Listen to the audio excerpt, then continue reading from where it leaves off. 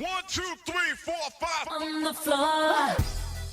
Welcome to 5 on the Floor, a daily show on the Miami Heat and the NBA featuring Ethan Skolnick with Alphonse Sidney, Alex Toledo, and Greg Sylvander, part of the 5 Reasons Sports Network.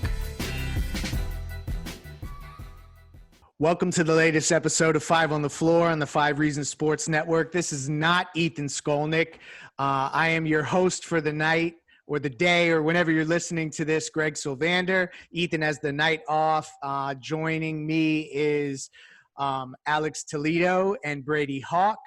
And the floor plan, obviously I am not doing this the way Ethan does, but we're going to get through this. The floor plan is we're going to explore the 2020 NBA draft as it relates to the guard prospects. We want to kind of break down some of the players that may be available when Miami picks at 20, the guys we like, the guys maybe we don't like, the good, the bad, the ugly, and just kind of unpack the different guard prospects that are out there, as that is an ever important position in the game of basketball. So with no further ado, let's just dive right in. The first guy that I had on my list, because he's one of the players that's getting so much buzz as we head into the draft, is Kira Lewis Jr., a sophomore out of Alabama. I think it's pretty unlikely he's there at 20. I guess, Alex, I'll start with you. Have you watched him at all, and what are your thoughts about him as a prospect? Man, honestly, Kira Lewis is really interesting to me because I think the most wide-regarded talent he has is being really, really fast.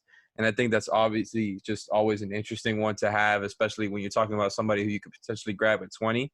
Even though I agree with you, it doesn't seem like he's going to be available when the Heat are picking there. But just that's not something that you can teach, man. And the guy is a good playmaker, maybe not elite, but he's a good playmaker, can get to the rim, has a pull-up game. So I think he's kind of somebody who you look at the fact that, I think he's got some defensive upside as well and be like, okay, this is somebody who is a two-way prospect and who probably won't play next season, unless something happens with Kendrick Nunn or, God forbid, Goran doesn't re-sign, which doesn't seem likely at this point.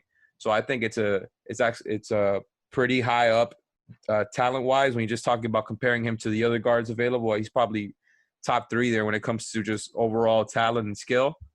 And I want to hear more about what Brady has to think about it.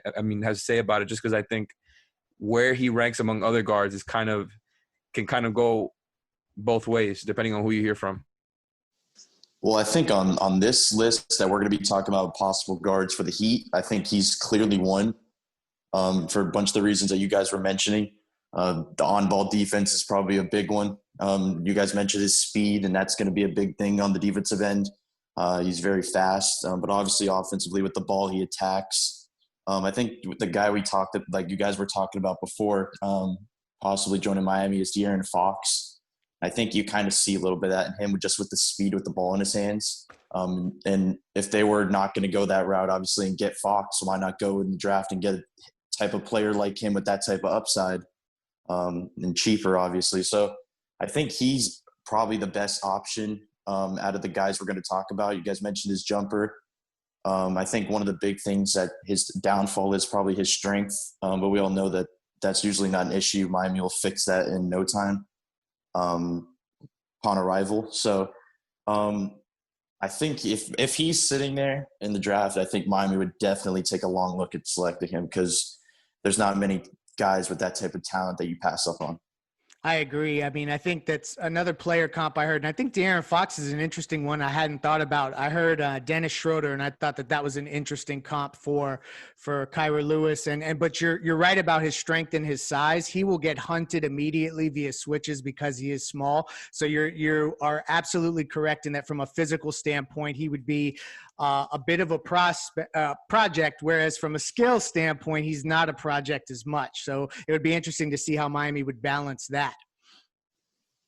The next guy we'll dive into here is a personal favorite of mine, and that is Grant Riller from the College of Charleston. He is a player. So you guys know I live in Charleston now. I grew up in North Miami, but I live here. So I got to catch him a couple times. I wish I would have went and watched him a few more times. He was somebody that really early on in this process, I heard his name connected to Miami, and my ears perked up because he's a local kid from where I live. And so I started to do a little bit more background on him. And let me tell you, man, this kid is polished offensively. He has every tool in the tool bag in terms of being able to score. He's a three-level scorer.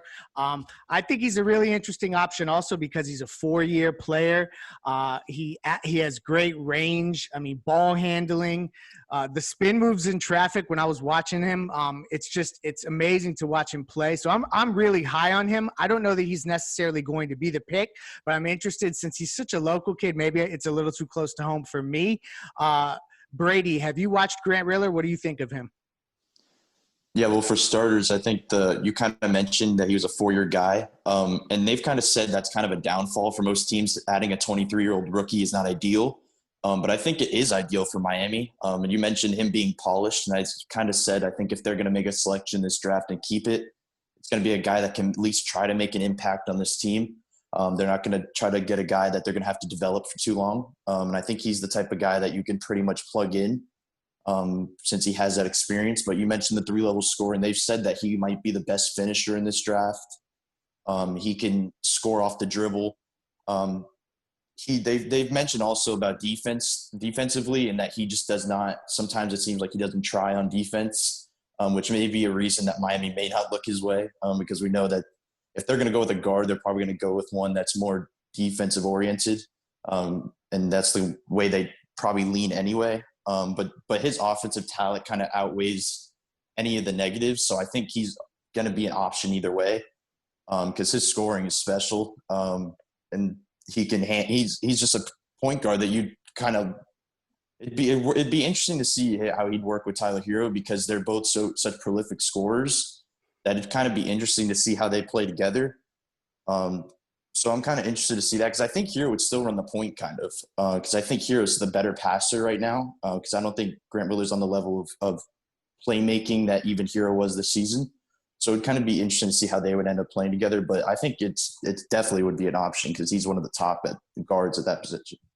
Man, ever since Leif started talking about Grant Riller, whenever he first mentioned it as a connection to the Heat, I've been, you just look at the YouTube highlights on this dude, and then you look into the breakdown, and it's like, wow, everything you guys are talking about. I mean, it's 100%. He is a 3-level scorer. That's what he projects to be in the NBA. Like, he's really got it all as far as, all the moves, the counters, the IQ. He's got shiftiness, and not necessarily, he's not the most athletic player or anything, but he's, the fact that he can navigate defenses and kind of get to wherever he wants to on the floor and be able to have a good move to be able to score from wherever he wants on the floor. Like, that's something to have that before even getting to the NBA is pretty crazy. And to somebody who doesn't even might not go in the first round. Like, I think this draft is pretty impressive in the sense that it's a deep draft. There's a lot of guys who I think are going to pan out as good players, and Grant Riller is one of them. Like, I think, like what Brady said, it will be a little bit tough to move on from Nunn if you're going to move on to,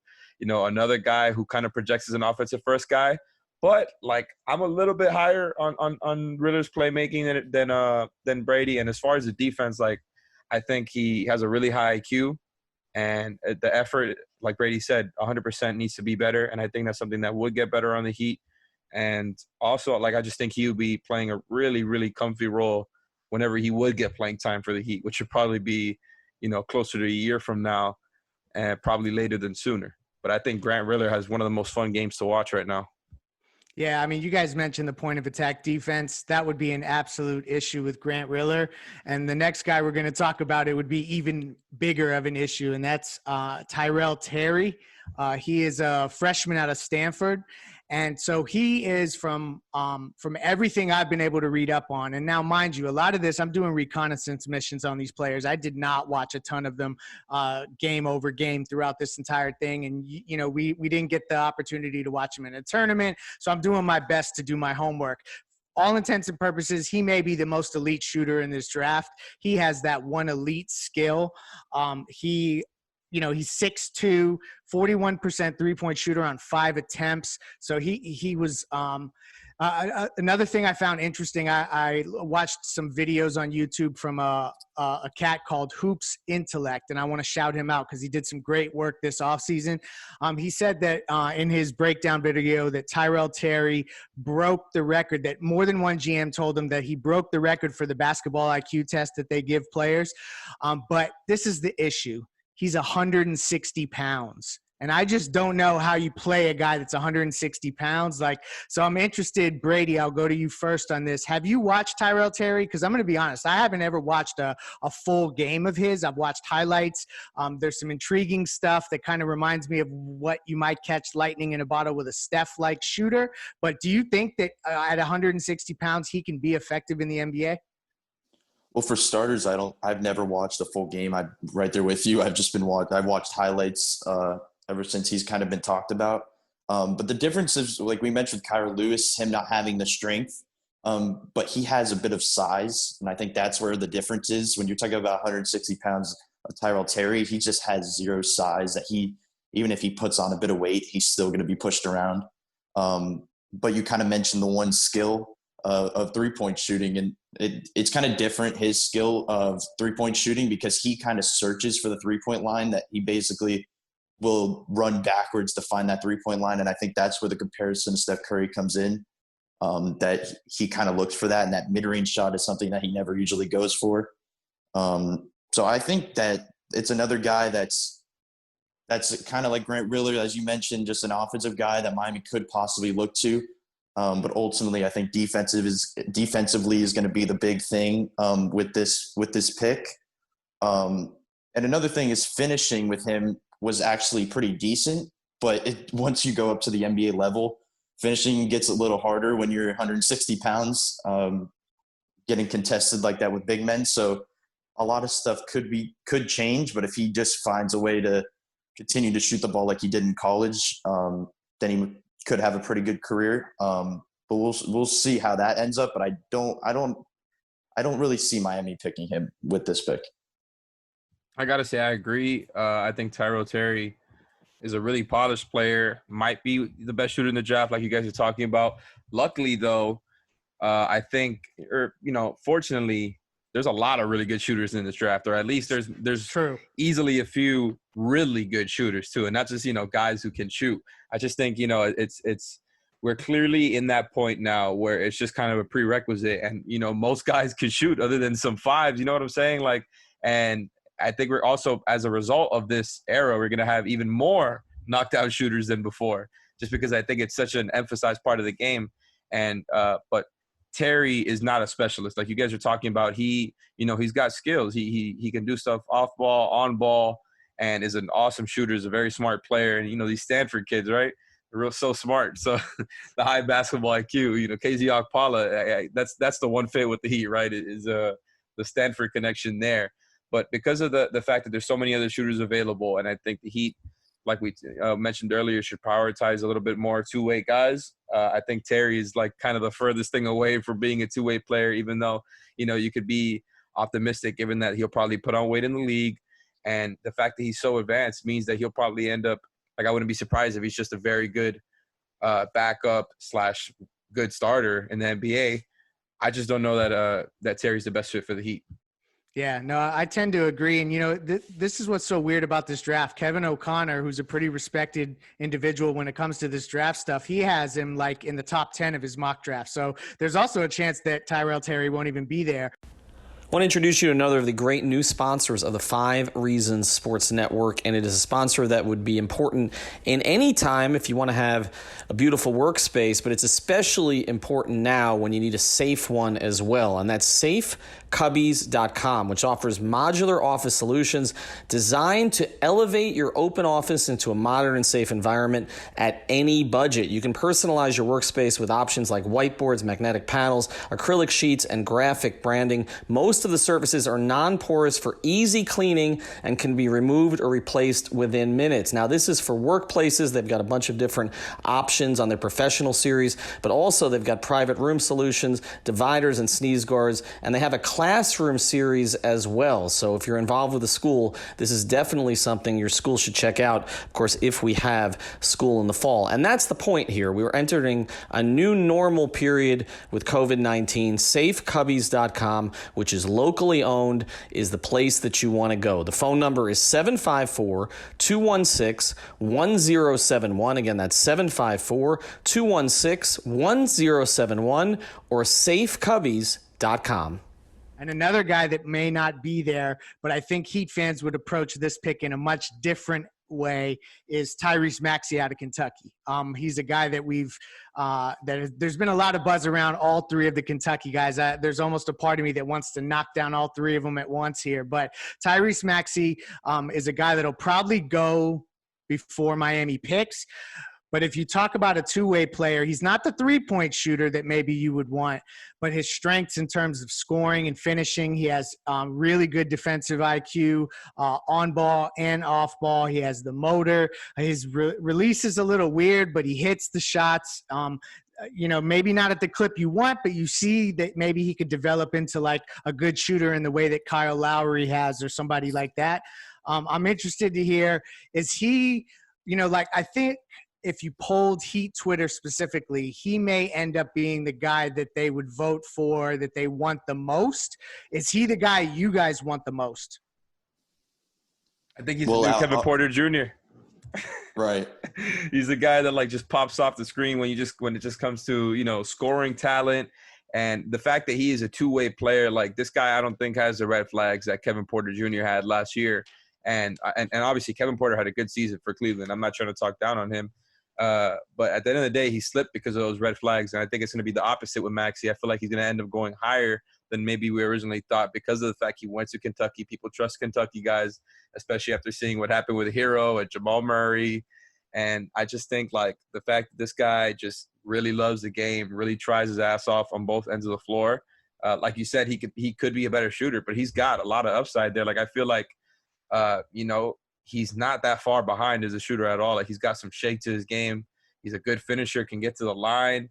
This dude is straight up exciting. I think he's also a pretty good playmaker. I think his game actually reminds me a lot of the dude who might go in the top three. He probably will, Anthony Edwards, except I think he's a better playmaker than Edwards. And there's a reason Edwards is going to be taken up there, right? He's got better measurables and other stuff, but I think Maxey is not that far off when you talk about a ceiling guy and just high talent. I think he is very well rounded, and because of the motor and the character stuff, he's somebody who will probably be number one on my board for Miami, and just checking off the boxes, and the fact that they don't need somebody to come in and be a great shooter right away. I think he's probably number one on my board. And same as Leif said before, by the way, this is all, I'm definitely nowhere near a draft expert. So it's just on all the stuff I've watched, tried to prepare for these pods. Right. No, I think with Maxey, though, with the shooting side of things, when he had that pro day recently on ESPN, he shot the ball pretty well. So I think that's something to look up about. You guys both mentioned his motor, and that's probably the biggest thing. He just is constant energy on the floor, which I think stands out to Miami immediately. But it's interesting kind of when you look at, there's so many similarities between him and Hero. I think not just play, I'm not saying play wise, but just stats. First of all, I don't have the numbers on me, but I think they both averaged 14, 3 and 3 in college, exactly the same. They're both kind of in that same type of range of late lottery, possibly falling. And another thing is that Maxey gets labeled as a streaky shooter, inconsistent. That's something Hero kind of was when he was going through college as well. So I think there's these kind of things that we look at that are not ideal as kind of his disadvantages. I don't think are that huge when Miami's looking at it, and just his ability to score and play defense obviously are just going to be huge in the NBA level. I think he'll translate pretty well. Because ultimately, there's going to be a bunch of guys on this list that we're going to talk about that are just inefficient.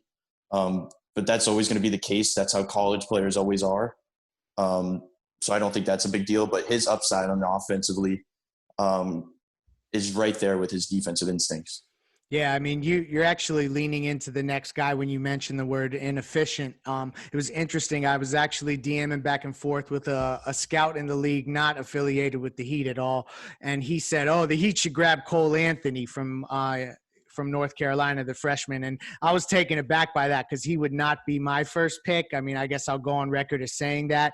And one of the reasons why is I felt like he didn't necessarily maximize his opportunity at UNC. He's got the measurables, 6'3". He's has a 6'5" wingspan. He averaged 4 assists. There's good things that jump off the page. 35% 3-point shooter. Looks like he'll be a good rebounder. Uses his body like a pro, so he kind of plays like a pro. I don't know if maybe because they play with so many big men out in UNC that he didn't get the opportunity to kind of show his league style game. I guess, Alex, I'll start with you here. Cole Anthony, did you get a chance to watch him? And is he a guy that you think would fit in Miami? Or do you think that the efficiency stuff and the shot selection stuff wouldn't work? So I tend to lean with you that he's not my first. He's not my second, not my third. I'm not even trying to talk down on him either. I think this is kind of more to do with the fact that the Heat are in such a good position where they don't need to necessarily go after one type of guy. Like, you can kind of sell me on them going after any position just because, like I've mentioned before, I don't think any of these guys are going to get significant playing time next season, bearing, some shocking things happening in the offseason where or injuries, of course, where the rotation just becomes a little bit more open. But at the end of the day, like Cole Anthony, man, and this is something that I've heard Chris Vernon talk about, who does the podcast with Kevin O'Connor on The Ringer. And this case to me was an interesting one where you just talk about his resume as somebody who's been a top prospect for the past, whatever amount of years, 4 or 5 years in that class, and somebody who has continually won and showed out at the top stage. And I'm not even necessarily talking about UNC, but when it comes to other, where he's playing against other top prospects, like in the FIBA events or what I'm talking about, like those types of events, it feels like he showed out as well, the All-American games and things like that. And it feels like a guy who would absolutely be better in an NBA offense with other guys who are pretty good and maybe where he's not doing as much handling. But again, because of the red flags that you mentioned earlier with, some of the turnovers, some of the shot selection stuff, he's not my favorite. He doesn't have the best size. Like, I think he competes on both ends, but I just think I don't think he's probably the least clean fit to me when it comes to the guards. But regardless, I don't think that he'd have to really worry about fit when it comes to this pick. So if the Heat were to end up just taking this guy and shocking everybody, look, I'm not going to go ahead and make the same mistake I did the last couple of drafts and being like, look, if you guys think that this guy is worth taking there, I'm gonna go ahead and run with you. This guy is clearly super talented. He's not the most polished, but they don't need him to be. I think Hero was clearly a guy who was going to help them right away, and this pick does not need to be that at all.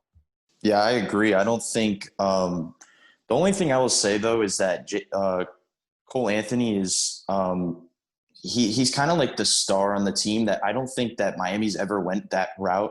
When you kind of think back to like their past draft picks, it's always been a guy that had a type of role on a team that they kind of see that they can plug in. It's a lot easier, obviously, when you're looking at a Kentucky guy because they have similar roles on that team as Miami does, but they never picked a type of player like Cole Anthony where it's just like you don't know what you're getting. You're just getting a bunch of different things. Not saying that I don't think they could possibly go that route, but it definitely, as you guys are saying, would not be my first choice. You kind of mentioned his rebounding and different things that he does. He was kind of looked at it. I watched a lot of his high school games, and he was just like a real good scorer. And he didn't look the same type of scorer in college. Even if he was scoring the ball, it was, you mentioned inefficient, but I don't see the same type of play that I saw even in high school. But obviously that can come back. But when continually that I'm saying is that I think a guy that is more polished is going to be the Miami's kind of way that they're going to go. And I don't know if Cole Anthony is that more polished guy. I think he could fit in on a team that you mentioned, like having more players around him for him to do stuff. But I also think if he seems like the type of player that could go to a kind of a bad team and just be the guy. That seems like we've seen that so many times with types of players like Cole Anthony, that he can just go to a team and just be the starting point guard right away and try to make a name for himself. So I can see that happening. But like you guys said, I don't really think that'll be the top of the options for Miami. Brady makes him sound like a New York Knick, like that's what he's destined to be. We'll get back to our episode here in a second. Before we do, I want to tell you about another of the great sponsors of the 5 Reasons Sports Network. You know, Knicks are no good in the NBA. You're familiar with that? The Knicks are no good. Well, Knicks are no good when you're shaving certain parts of your body either. So that's why Manscaped has redesigned the electric trimmer. The Manscaped engineering team spent 18 months perfecting the greatest ball hair trimmer ever created. I never thought I would actually say that on a podcast. And just released the new and improved Lawnmower 3.0. Their third-generation trimmer features a cutting-edge ceramic blade to reduce grooming accidents thanks to advanced skin-safe technology pioneered by Manscaped. When I tell you this is premium, I mean premium. The battery will last up to 90 minutes, so you can take a longer shave. The waterproof technology allows you to groom in the shower. One of the coolest features is the LED light, which illuminates grooming areas for a closer and more precise trimming. And let's not forget about the charging stand. Show your mower off loud and proud, because this intelligently designed stand is a convenient charging dock powered by USB. If you're listening to me speak right now, I want you to experience it firsthand for yourself. Make sure you trim yourself. Get 20% off and free shipping with the code 5RSN at manscaped.com. And now this is where I end my career. Your balls will thank you. And now, back to the episode. So when we talk about guys that maybe weren't the superstars on their team and players that Miami is interested in, a guy that we've heard has been linked to him multiple times. I think they've interviewed him more than once. They've really done their homework on Emmanuel Quickley from the University of Kentucky. He's a freshman or a sophomore? Bear with me here. He's sophomore, so he had a year under his belt. I asked that same scout, what do you think of the kid? And he said he can be Malik Monk if Malik Monk ever had figured it out. And I actually had a crush on Malik Monk going into that draft. He was a player that I really liked, along with Donovan Mitchell and then obviously Bam Adebayo. But that's besides the point. Emmanuel Quickley out of Kentucky, rangy 2-guard. Again, this guy is a shooter. As he ended the season for Kentucky, he was probably their best player. And he's got lots of moves. He gets a little lost on defense. I mean, there's some issues with the finishing. I saw one website had him compared to Kentavious Caldwell Pope. So that, there's good and bad with a guy that's like that. What do you guys think? Right? That's true. NBA champ, and he is a Kentucky guy. Alex, what do you think of Emmanuel Quickley? Look, it's another guy that once you put me on to him, because once again, I'm not a draft guy. I do not keep up with the college basketball season until March Madness. I'm just going to put that out there. And every time, before the draft comes, I always get into it. It always comes to that point where I just flip a switch. And Quickley is a guy that made me flip the switch. Once you pointed out his name, I immediately saw why he would be looking at him. We talked all season about needing point of attack defense. And like you said, he's definitely not a perfect defender, but my God, the dude has a 6'10" wingspan and he's 6'3". Like his arms are ridiculous. I think he's somebody who is going to hound guards in the NBA, can probably guard twos, maybe some, leaner threes as well because of that length, depending on, that's like in switch situations and things like that, which I think is really good for him. He's a knockdown shooter. We talked about how, there's multiple really good shooters in this draft. He's one of them. I think he's just one of those guys where it's just like, you have a knockdown shooter. You have somebody who looks like he's going to be a very good guard defender in the league, somebody who is actually pretty damn good at getting to the line. And I'm not saying he's going to get to the line at the same volume as a star or be on that trajectory. But I think that's kind of like one of those surprise ways where he can also be impactful. And so I think he'll be a really, really clean fit. The thing is with him is his range, and I know the Heat don't really give a hell. They don't give a damn about anybody's range as far as where they have guys in mock drafts. But he definitely projects to go in the second round. Some have him going undrafted. For real. I think that's you're interesting. Right about that. And obviously, we know that the Heat could something could happen on draft day. They could buy a second-round pick, or they could trade down and get a second-round pick as part of it. Or maybe he goes undrafted and they nab him there. But I do think he is an obvious, clean, really great fit with the Heat.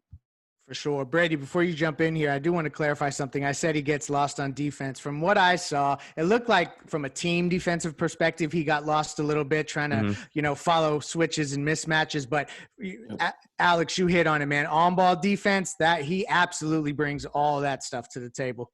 Yeah, and I also think he's like the ultimate 3-and-D guy. I think like when we guys brought up Wesley Matthews in the past. I'm not making that comparison, which it is a kind of a viable comparison, but that's the type of guy that Miami needs kind of as a fit. He's definitely more of a 2, which something I keep talking about, that it's kind of like these guys are kind of figuring out if Hero could be the more of a point guard or shooting guard next season. I think this would definitely mean that he'd be a point guard because he's not a pass first guy. He's definitely a catch and shoot guy, 3-and-D. His shot creating actually wasn't bad. He started kind of developing it more and more, and it actually didn't look too bad. You said something about the Malik Monk comparison. I actually wanted to get your opinion on. I think he actually reminds me more of Tyrese Maxey. I'm saying Malik Monk, the comparison of Malik Monk than Emmanuel Quickley. And I think that's something.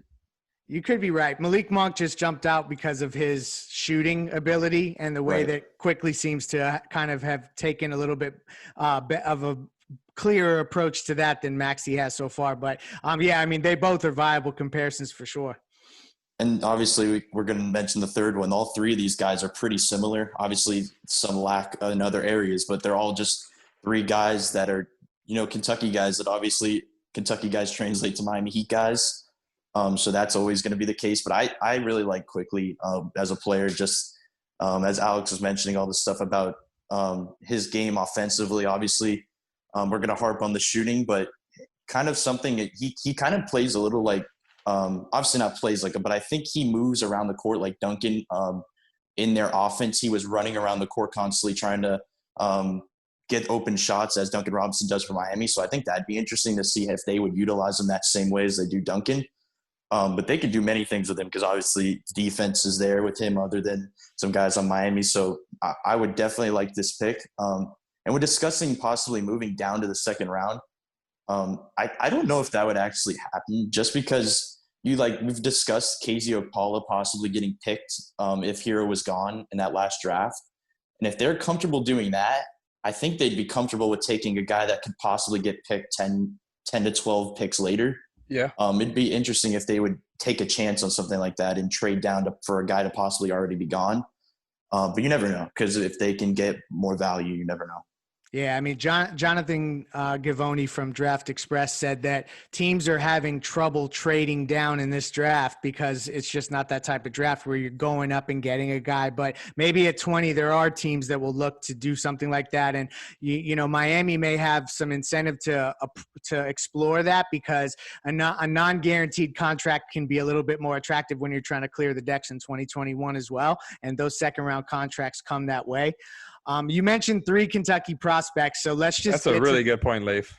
Let's get to the third one before I derail the podcast on free agency because y'all know I want to get into transaction season. But the third Kentucky guard is Ashton Hagans, and Brady, you wrote about him specifically on 5reasonsports.com, and you talked about his fit and that he may be a likely option for the Heat. So I'm going to let you tee up Ashton Hagans from Kentucky. Yeah, I think he's actually one of my favorite players in this draft overall. He is not a big-time shooter, not a big-time scorer, but, man, he makes up for that on the defensive end. We're going to continually talk about guys that are good on defense, but I don't think any of them can touch what he does overall. Team defense, obviously, he lacks, like Emmanuel Quickley, you mentioned, lacks team defense. But, man, Ashton Hagans has it all. He hits passing lanes. That's where his offense gets generated, basically, is just on the defensive end. He'll pick you up full court. There's just so many things to his game on that defensive end that stands out. And if there was anybody in this that we've kind of talked about translating to Miami's rotation, I think it might be a guy that just straight up is a defender and may lack offensive parts because I think they'd go with a guy all defense over a guy all offense right now.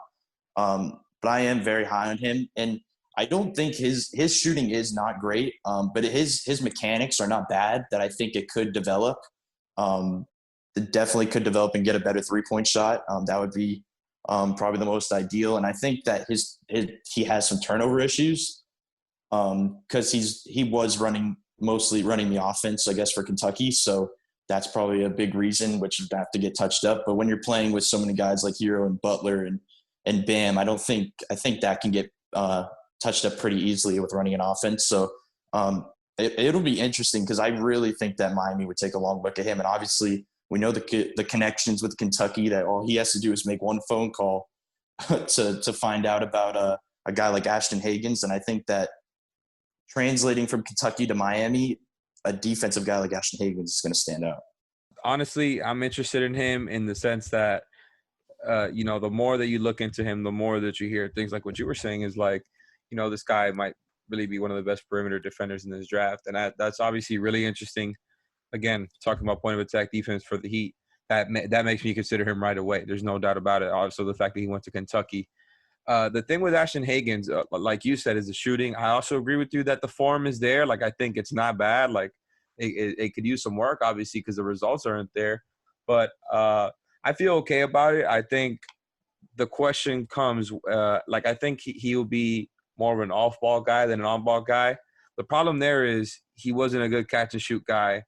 He could get to the mid-range a little bit with the ball. He can do some stuff with the ball in his hands for sure. It's pretty quick. But I just have I have some concerns about what his role, what he could actually do in that off-ball role, which is no doubt what he would start whenever the Heat would theoretically give him playing time. But even if he is like a backup point guard, I'm just not as sure about him, right? Like I'm not as sure about him as a finisher. I'm not as sure about him as a shooter. If you could just go under him, is he going to be able to make you pay? I think just the defense by himself and the fact that, the kid loves to play and he plays with a crazy motor out there, especially on defense. So I think there's a lot of good stuff about him, but I have more concerns. I feel like, but again, the Heat don't have to pick fit here. So yeah, no, you're right. It is a weird thing. You look at his stats, 26% from 3 on 2 attempts a game. So he's not even really shooting very many threes. Chris Dunn? Only shot 33% off the dribble, so he doesn't really have that. Only shot 50% at the rim. He's not necessarily a great finisher, so he's kind of like a less polished Patrick Beverley type player in that he wants to defend guys and shut them down. So I think that the Heat are in an interesting thing where they could maybe take a guy that they want to develop, and for now he'll be a situational player, and they'll use him when they need to, turn a guy 4 times before he crosses half court and really ball hawk. But otherwise he'll kind of sit in the bench and maybe even, spend time in the G League. So it is an interesting fit because I don't know how ready he would be. But Trey Jones from Duke, who has been linked to Miami as well, would by all intents and purposes be ready right away. I mean, I think of all the guys on the list that are ready to play immediately, he is one of the top guys that can just step right in and contribute with on-ball defense and some of his shooting potential. He's a safe pick, basically. Brady, what do you think of Trey Jones? I know Riley said no more Duke guys, but I don't know how true that will hold the form. So, what do you think of Trey Jones? Yeah, right. That's the only thing I think about him. I actually was pretty big on him in college, but I'm actually not so sure about the fit with Miami. I think another thing that we've discussed with 2 other guys is size. He lacks a bit of size that I think he's good defensively, but I don't know if that'll translate ultimately to the NBA if he gets kind of guys kind of taking advantage of his strength. And he's not lengthy either, but I don't want to say he has short arms because we made that mistake before. But I think his scoring, obviously, is pretty good, but I don't know if that's another thing. I don't know if that is going to translate as well. His IQ is probably the biggest thing that he knows how to run an offense, while we kind of doubt if Hagans would get that job right away. Trey Jones would. He's just a playmaker, and you can trust him with the ball in his hands. He's not going to make many bad decisions. So like you said, I really do think that is a safe pick because I don't think there's less of a risk with that pick because you pretty much know what you're going to get, which is the thing I'm talking about, is that you want to get a guy that you don't have to develop as much. And I think he's definitely that guy. But I'm just interested to see if that defense kind of translates because I think he's more of a guy that's going to collapse on passing lanes more than a guy that's going to lock up a opposing defender. Yeah, I think Trey Jones, that was somebody who before I started, really getting into all these guys was somebody that I definitely came to my head right away because I feel like there was I don't know if I'm misremembering this or not, but I feel like Jimmy at some point may have talked about Trey Jones. I think that has something to do with when he was playing alongside his brother in Minnesota, Tyus Jones. Did he really? I didn't know that. That's cool. Yeah, Hey, I do. If Jimmy co-signs it, we all co-sign it, right? Yeah, I don't Right. have that on me at the moment, but I do believe I'm 95% sure that they have some sort of relationship there, and because he's still cool with Tyus Jones and all that. But the thing with Trey Jones is, like you guys said, the defense, like he doesn't necessarily have the craziest measurables, but the guy, like you just watch him play defense, he's a really smart defender, knows how to defend all types of different plays. I'm not necessarily players. I'm not saying he's a very versatile defender. I'm not sure if he's even going to be able to guard twos in the league. Maybe he will. Maybe some smaller twos, especially because we're seeing a lot of that now. But I do really, really like what I see from him IQ-wise on both ends of the floor. He's very creative. He's a crafty player. I tend to agree that he's kind of limited as a scorer. I question how much he can actually get better in the league because, like Brady said, I feel like he's already a pretty polished player, and I'm not sure how much better he can get at just stuff where he like things that have to do with burst and getting to the rim and I think he could get a little bit more polished at some of the stuff he's already good at with years in the league and under some, under good coaching and playing with good talent and all that.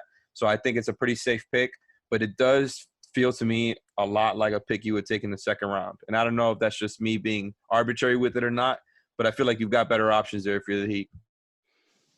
Yeah, definitely. I want to mention, though, that he just brought up relationship with Butler. Something that we didn't really mention, I think the Quickley and Hagans relationship with Hero, obviously playing with a year, I think that has something to do with possibly getting back to Miami and possibly drafting. Somebody mentioned Hagans was there on draft night with Hero. So there's some relationships there. So I think that's something to look at with the Kentucky kind of relationship with Hero. You mentioned the Kentucky relationship with Hero, a guy that I wanted to talk about in the last podcast where we recapped all the bigs, but Alf and Ethan didn't even let me get to him, is Nick Richards from Kentucky. And Hero does have a relationship with him as well. He's kind of like one of those sleepers that he could come out of nowhere, but and get picked by Miami is what I mean. But anyway, let's. I'm sure we're going to talk about a different big there that you guys didn't get to. Oh yeah, no, there's one more, but back to guards. Malachi Flynn. Sorry, I'm twisted up with my words. He's a guy that I reported that the Heat were interested in, so that took me down the YouTube rabbit hole. He's really he doesn't have the measurables. You talked about Trey Jones not having the measurables. He doesn't really have them either. But he reminded me of the type of player that they could immediately plug in. And remember how they used to use Beno Udrih as a kind of like just you knew he was steady. You could rely on him. Yeah, correct. Like I feel like he immediately was that kind of player with his pick and roll and shooting potential, his ball handling. He averaged 5 assists a game. So, I mean, he's good pick and roll passer, got a pull-up shot, shot 37% on 6 attempts from 3, and he shoots them from NBA range. So he has that kind of range. I mean, I know he has issues with athleticism and whatnot, but Brady, what do you think of Malachi Flynn? It's funny because when you reported it, that was one of the first times I really dived into his game because he wasn't somebody that I don't think a lot of people were really knew about. But I think you hit on it. The thing that most people probably talk about is his pick and roll. That is really something that stands out. That's not just something that's just going to get discussed. He really knows how to run a pick and roll because he has all the attributes to kind of run it. Really crafty passer, knows how to run it. And giving him one of the best screen setters in the league in Bam, that could be a pretty good center to have, sending you those picks with that pick and roll. The mid-range off those pick and rolls is something he really knows how to get to. You mentioned his pull-up game. That's something that I think is going to be run through the pick and roll if he continues to thrive that way. Another thing you mentioned that is that he's shooting a lot of threes from NBA range, which is interesting because he has he has a clip on him. Like he can shoot the ball pretty well. So I think he'd be a pretty good point guard to add to this team. I think I'm being pretty repetitive with the no size thing. He's another guy that could lack a bit of size. So interested to kind of see what they do with that. But as I mentioned before, size may not be an issue because they know they can get a guy's body right away when he comes to Miami. So that may not be an issue, but he definitely is somebody that I think Miami could look at. And another thing you mentioned was ball handling, and he has a very good ball handle. So mentioning the Tyler Hero fit, that means Tyler Hero would be running a lot of shooting guard if they were to draft this guy. That's kind of where I stand with him. Yep, I'm right there with you, man. And this is somebody who I learned about later on. I just kept seeing his name kind of rising up draft boards. I'm like, okay, I wonder why that's happening. Like, I think I read today John Hollinger, The Athletic, who put out his most recent mock draft, and it was based on information more than like where he would want, what he thinks teams should do. And he said that Malachi Flynn is somebody that teams have looked into trading into the first round for, and he's been rising up a lot of teams' mocks. And watching him, it is clear why. Like, it is, again, like, I think this is a really deep draft, man. I see a lot of these guys, and I'm just kind of blown away that these guys have these skills that are available so late. And it's like, this is a guy that does not get talked about at all.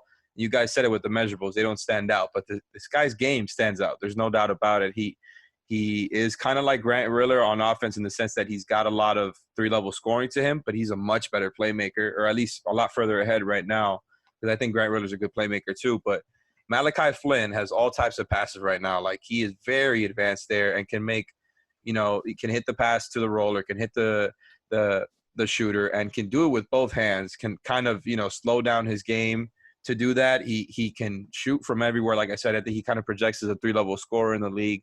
I really like what he does at the point of attack on defense. I think he's a really smart defender. And even regardless the fact that, his wingspan is 6'3" and his height is 6'2", which doesn't stand out, like, the kid can play. And he's 22, so he's a little bit older. But we know the Heat, again, they can kind of go all types of ways with this draft pick. They could go raw with somebody who might not be developed for a few years. They can go somebody a little bit more developed like a Malachi Flynn or like a Trey Jones. But I think Malachi Flynn, to me, when I was talking about Trey Jones and there being better options, and kind of the same with Grant Riller, who I also like, I have Malachi Flynn over both of those guys right now, just off of what I've seen from him. I'm really impressed with his game. But again, all these guys are pretty impressive in their own rights. Yeah, no, I agree. Of all the lists that we've kind of compiled, I feel like the guards are the deepest.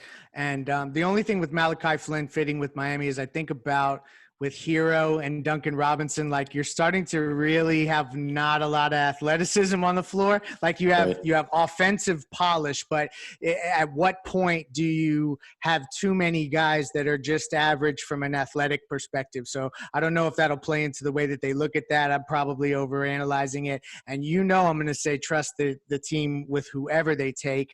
And a guy that I actually initially thought that they were going to be really interested in, because from a pure basketball perspective, he's really talented. But then I read up about his approach to the game and his Jahmi'us Ramsey, I believe is how you pronounce his name, from Texas Tech. He's a freshman. He is 6'4", 6'10" wingspan, elite three-point shooter. I think he shot almost 43% on 5 attempts. He's aggressive. He's a bucket getter. But then I looked into a little bit of what he looks like on the defensive end, and the effort and the bad shots and the kind of checking out when he doesn't get involved in the offense. And even the free throw shooting looked a little weird. And then I heard he didn't interview particularly well. And so that kind of stuff, it kind of reeks of maybe a little bit of a Dion Waiters kind of guy. And I hate to say that. I don't want to go after his character. I don't know him. I'm just, reading about him and seeing what they say. And what do you guys think of Jahmi'us Ramsey out of Texas Tech? I agree with everything you were saying. I think there's a lot of red flags. The defensive end is the biggest thing. I think we kind of mentioned, like, Duncan Robinson, he's not a good defender, but you can kind of see the effort when he's out there on the floor. And Ramsey just absolutely does not even try on the collegiate level, which, if he's not trying in college, it's just not gonna happen overnight in the NBA. But he is a really good scorer and he has a good size. But the defense is just kind of the thing that outweighs everything else. He kind of reminds me of a guy like the guys that we kind of discussed in last year's draft that were possibly going to get picked by Miami, like a Romeo Lakeford or any of those type of guys. Not that he's exactly his type of player, but it seems like it's going to be a player that may get discussed that just might not be the fit for Miami. And I think that's the way it's going to go. You kind of mentioned the things that could possibly alert Miami, and I just think that kind of will stick out. And that with these other options that they have, and another guy that's just not good on the defensive end, it just doesn't seem like the right fit. Yeah, this is probably the guy I'm least interested in from the list that we've kind of gone over. There's definitely talent there, like you guys have been talking about. There's scoring talent, and I think he's got some upside as a creator. But at the end of the day, he's got decent size too for somebody who projects to be a two, maybe guard some leader in threes. Probably not, but I think he's kind of the red flag guy, like you guys have alluded to. He's the actual Kevin Porter Jr. of this draft when it comes to red flags, right? Not hype. When they had him, they compared him to J.R. Smith. I'm like, that doesn't sound like Miami Heat player to me. Listen, man, I love JR, right? Like he's the guy he was a good contributor for some good teams, all right? But yeah, I'm not sold on this guy whatsoever. Like I think there's just too many things, too many concerns with him, and I don't necessarily think it's a great fit either game-wise. Like at the end of the day, like again, this guy could just end up in Sioux Falls playing with KG Okpala next year. That seems like a very likely thing that happens with whoever they draft. So I can kind of be sold, but this is probably my least favorite guy from the people in this position, and in general, even if you're including wings, I think there's way better options than him. And again, it speaks to the depth of this draft because I feel like he's definitely probably going to go second round, and he's a pretty talented player to be going second round. And there's almost no doubt about it that there's a lot of better options in this draft. And by the way, I think if like something we've talked about, if Miami was to draft him, we'd forget about everything we just said about him and ultimately trust them. Even though the things we mentioned, we'll trust that he'll be probably on an all-rookie first team in his first year, and we'll probably forget about everything. So if Miami was to go that route, just forget about everything we just said, I think. Exactly. No, that's well said, because we've been proven wrong before and we shall be proven wrong again. It is definitely trust the front office and the scouting department. The last guy on the list, so we've exhausted all the guard prospects, and the funny thing is probably the guy that they take will be a guy we didn't even discuss, which I'm going to give you guys a chance if there's anybody we didn't mention. But this is a player that we talk about interviewing and how teams perceive the player around the league and the effort and that kind of thing. I was surprised to hear over the weekend that this guy, Nico Mannion, point guard from Arizona, that he has not been interviewing well, because from what I saw, he kind of looked like a pretty put together cat in the way that he approached the game. Really, really smart player. He kind of reminded me a little bit of like Darren Collison, Jeff Teague. Like he's got that kind of game to him, bouncy, high IQ. So to hear that he's not interviewing well is interesting. You never know if that's just misinformation that's being spread out there. What do you guys think of Mannion? Well, first of all, in high school, the first thing was that he's just an absolute scorer. That was just the first thing, and that was the first thing by far. But in college, he just kind of showed a bunch of different things in his game. He had 2 possible first-round picks on his team, so that helped his playmaking abilities, I think, a bit. He was a very good passer. You mentioned the IQ. I think he's a bit like Malachi Flynn we mentioned with the pick and roll. He's another guy that thrived in that position with running that, and I think the mid-range is something that ultimately helped him. Once again, he's just not a great defender. Yet another guy that that's just not going to stand out to Miami. And you mentioned before just not having a lot of athleticism, something that they're not going to just fly to. Even though I think he does have a lot actually more athleticism than the other guys we mentioned, he just doesn't have the same athleticism as other guys. And I just think the size factor is going to ultimately hurt him with his finishing and driving and everything like that. Unless he becomes a lot better shooter, then I think that he could be a pretty good player. But I don't know. We're getting to the bottom of this list. And there's just so many better options than Nico Mannion. No doubt. Yeah. I mean, the length, right? I don't know, Alex. You think he can create separation? I mean, I don't know. Yeah, I'm not so sure, man. Like, I don't love his size. Like, I do think he definitely has some bounce to him. Like, I knew who this guy was because of all the times that you would just see him pop up and like ball his life and hoop mixtape in these types of places because he had so many highlight type plays when he was in high school, and you see that a lot. And the dude is not like he's not an all clout type of player. And I'm making that term up right now, and I like it. I'm going with that going forward.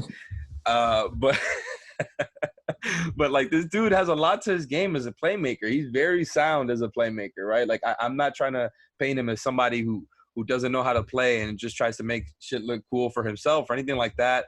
I just, again, like Brady said, there's other options, there's better options. And again, this is somebody who looks like he's going to slip to the second round and who has clear NBA skills when it comes to the playmaking because he's pretty advanced. I think he's one of the best passers in the draft. There's just other concerns that Brady went over that I think are going to, kind of overpower that, and other guys are going to end up going ahead of him because of that. But a good team could snap him up and just kind of develop him on the back end of the roster, and I wouldn't be surprised if he's a contributor in the future, down the line. Yeah, I mean, this is we've what 11 guys now we've gone over. I think we've probably touched on if there's going to be a guard selected by Miami, we've probably talked about him, which means that it's going to be a player that we completely didn't discuss. So quickly, rapid fire, is there any player that you guys maybe have caught in a glimpse of as you've been doing research on these other guys, any guard prospect that you want to highlight so that in the event that another guy gets drafted that wasn't on my list, we at least talked about him on the Guard podcast? I want to say one that we didn't talk about would be RJ Hampton. Even though I don't know how that would actually be, but I think he's more of a, like I've kind of mentioned, a project. I think he could be a pretty good player on a team if they develop him.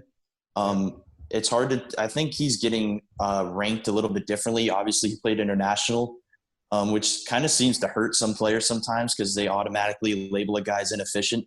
But almost everybody is inefficient when they go a year to play in international. But I think he's just a great kind of ball handler / point guard that can knows how to attack.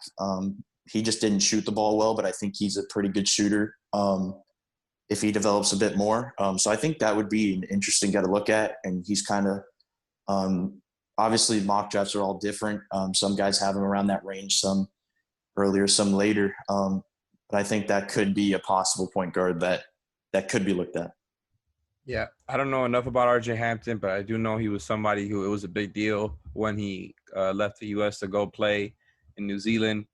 And I know that he has scoring upside. And, again, just another guy who might end up getting taken in the second round, who looks like he's going to get taken in the second round, who had a lot of hype coming in. And I think, again, has a lot of scoring upside. And it's just probably going to end up getting picked by a good team and end up getting developed on the end of their bench. And actually, I want to mention one more guy. Actually, is Theo Maledon. I don't know if I'm saying that name right, but that's another international guy that's around that range. Mm-hmm.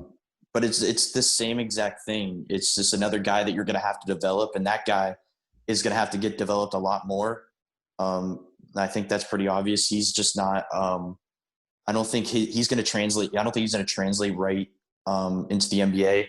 And he's just a straight up point guard that you're just going to have kind of to look at to just kind of take over an offense and just put your trust in your offense because that's what he is. He just makes kind of guys better. That's what he did for his team. So I think that's another guy to look at. He's kind of projected, I think, a little bit earlier than 20 in some, but once again, it could all change. Yeah, Theo, go ahead, Leif.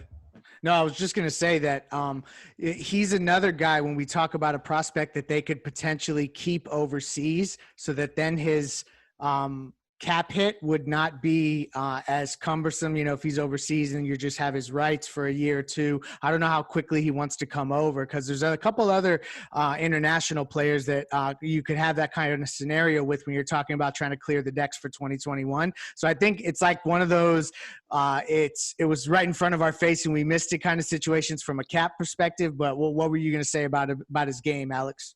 Yeah, I definitely looked into him a little bit more recently because it seems like, there could be a possibility he's there at 20. I've been seeing him higher than that up to this whole time, but you know how things go before the draft. That you never know with a guy like that who seems like there's questions about him. But I do like his game. I think he's got real upside to him as a, kind of a scoring playmaker. And I don't think he has like crazy scoring upside, but he's got some polish to his game, I think, as a passer, as a playmaker, and has some different moves. And he's not all the way there with the pull-up, but he's got a pull-up. And I think some of the mechanics are a little bit off with him.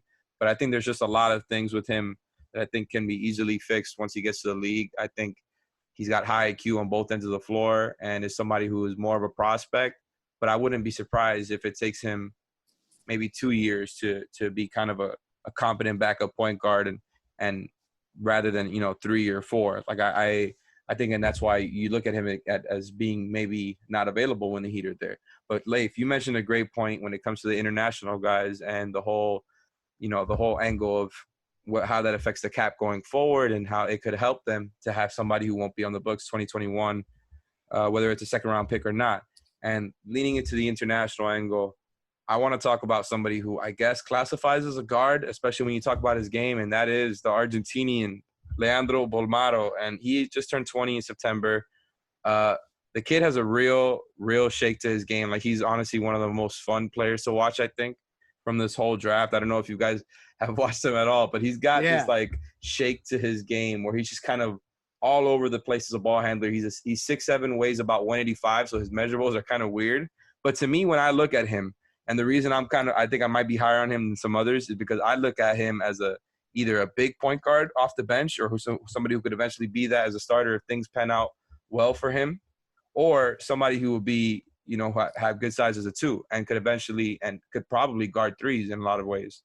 So I think he's somebody who is raw as a prospect, but is so advanced as a passer. And by the way, very good point of attack defender. Now, he's not the most athletic guy, but he's really, really good at using his feet and, has hip flexibility. Like, the dude just knows how to move around and properly use his motor. He doesn't, he has a little bit of a pull-up game, but the shot isn't all the way there. I like the mechanics in the sense that there's a pull-up, there's a follow-through, but there's a little bit there that can be worked on. He's a guy who I think he's playing for FC Barcelona, has kind of gone back and forth between their A and B teams, but hasn't been that productive. He's not, necessarily leading the offense, running the offense. I just think he's shown a lot of flashes of some pretty great and advanced skills that a team like the Heat, who don't need somebody to come in right away, could develop. I just don't know that he's the best option.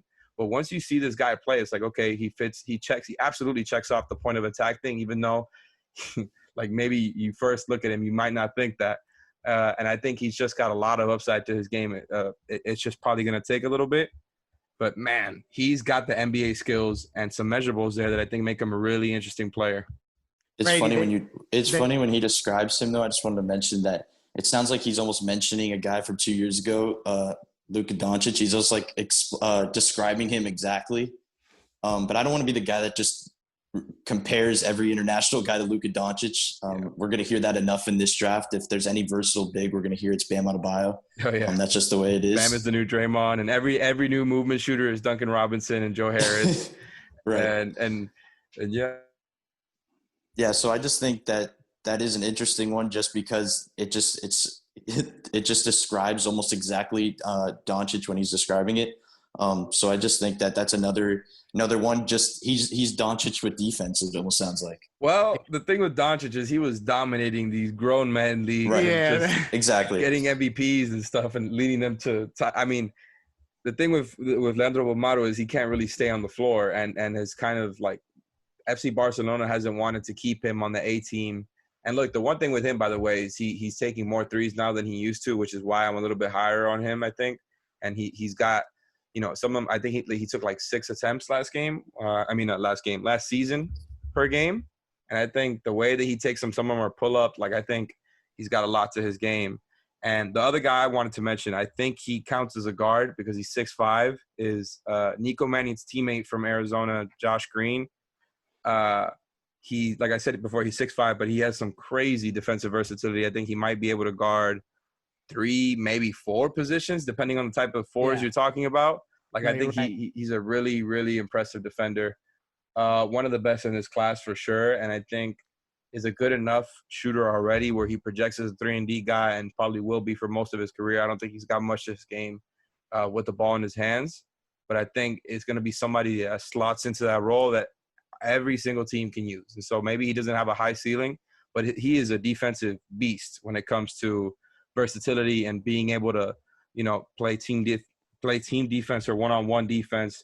And he's already shot 36% on, 3 attempts a game from 3, which is pretty low volume, but at the end of the day is, I think, a pretty solid place to be starting from, especially considering that's pretty much the role that he's going to be, pretty much operating in. And I think, it's just going to be a lot more repetition when it comes to him taking 3. So I think that's going to be one of the more safer picks that he can go with here, a pretty clean fit. I don't know how you guys feel about him. I would probably still say there's better options, but the defense to me is really, really, really impressive with Josh Green. Yeah, no, I had him listed with the wings, but you're right. I mean, Right. he is only 6'5", 6'6", but that 6'10" wingspan, and we know that the Heat like Sure. guys with that type of wingspan. He immediately would come in and be a good spot up shooter and help space the floor in certain ways. So I think his versatility to switch on defense is interesting. I think Kevin O'Connor compared him to Gary Harris, which I think was interesting. When I watched him, I saw a little bit more of like a Mikal Petrus type player. So like you get the 3-and-D stuff right off the bat, and you can never have enough of those guys. So I'm all about that as well. Yeah, I'd say the same. I think athleticism. I definitely would have mentioned him as well. I figured he'd be a wing, but it's crazy because he just plays so much bigger than 6'5" that you don't even realize. But he's, like you guys mentioned, 3-and-D guy. He's just athleticism. He was pretty much a dunker in high school. He was just something that would just pretty much fly. So I think he's like you mentioned, a safe pick. I think the 3 can be improved a little bit more, even though he shot it pretty well, which definitely would get improved. And once again, he's a guy that played a role at Arizona, which I think is something that Miami likes. We kind of talked about they want a guy that can just ultimately plug in. And he was pretty much a 3-and-D guy, a Jay Crowder guy that's just going to play his role and do his thing. So I think that's pretty interesting fit. So that's like a baker's dozen worth of guards that we just went through. So that is going to be a wrap for this guard heavy edition of the 5 on the Floor podcast. And then we do all of this to probably see the pick traded to Indiana for Victor Oladipo or something like that. But thank you for joining us. And Ethan may or may not be back for the next draft episode. He may be ducking out of these draft episodes actually, but thank you. Have a good night. Thank you for listening to the 5 on the Floor on the 5 Regional Sports Network.